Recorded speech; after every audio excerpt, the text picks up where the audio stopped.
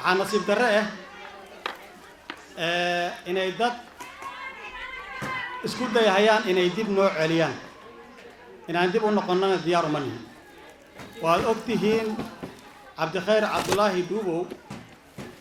2022 ninkii reer afgaab u tartamahayay buu ahaa sooma 10 kun oo cod buu helay barnaamijkii markii laga soo gadoomay dhadhaab waxaad og tihiin in laiskugu imaaday guriga duq cabdulaahi 3 maalin la fadhiyey reer afgaab uu tashaday ugaaskii reer afgaab uu meeshaas ku soo qaaday khayrow oo uu yidhi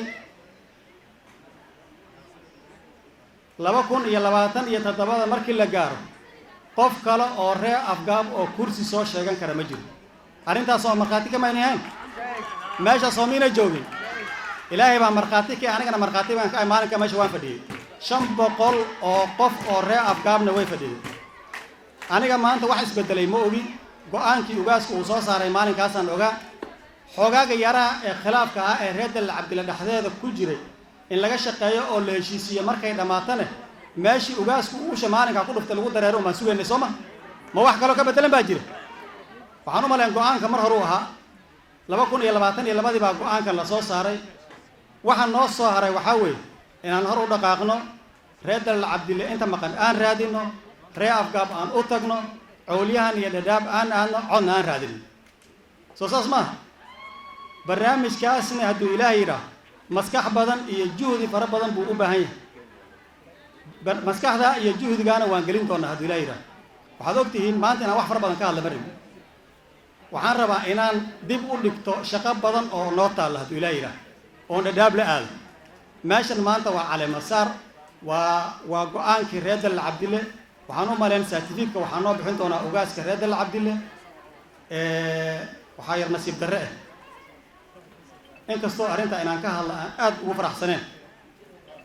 culamo cid baa barnaamijka noo daadiinayay culamadii waxaan dhihi karaa wax baa ka hadlaaba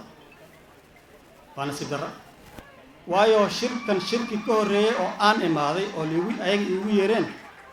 waan la hadlo waan la taliyo waan waaniyo waxaan ku idhi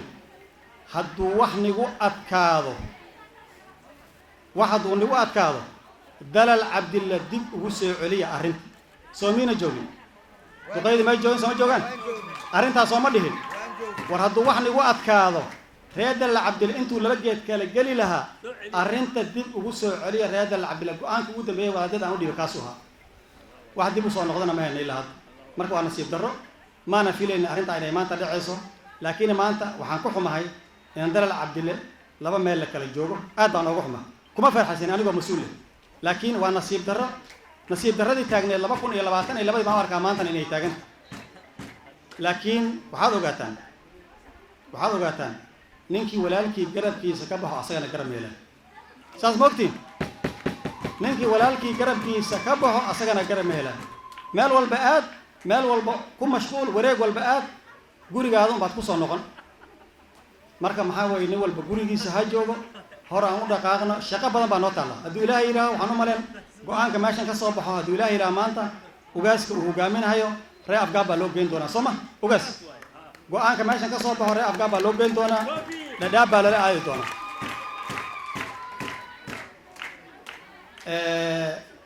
cabsina annaga ilaahay nama barin dadka cabsada ilaahay naguma badarinba waxaan qabnana waan sheegnaa ciddaan ka xunnahayna waan sheegnaa cidda khaldanna waan sheegnaa mashquul leh oo reer afgaab dhex yaallo sababna ay u yihiin in yar oo reer afgaab yaa jirtaa cid walbana way ogti intaa yar ee reer afgaab meel u diiday shalay kursi u diiday maanta kursi u diidan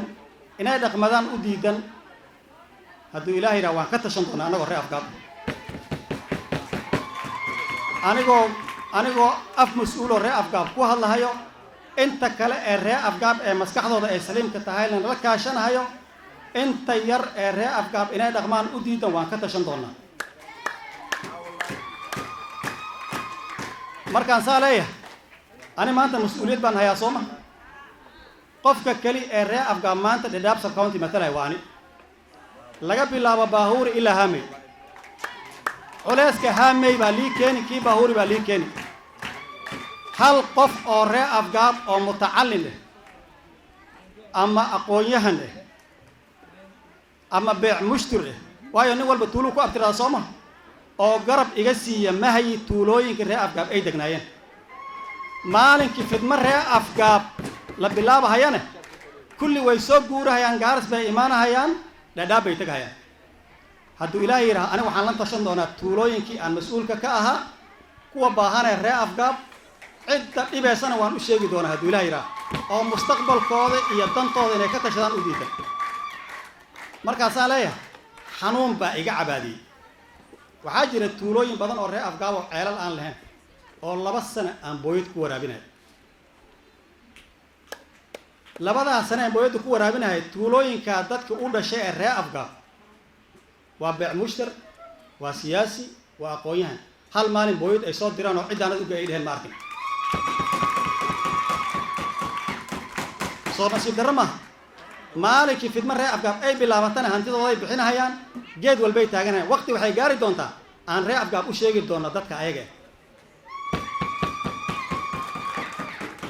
marka soo dhawaada reer Dal Cabdilow soo dhawaada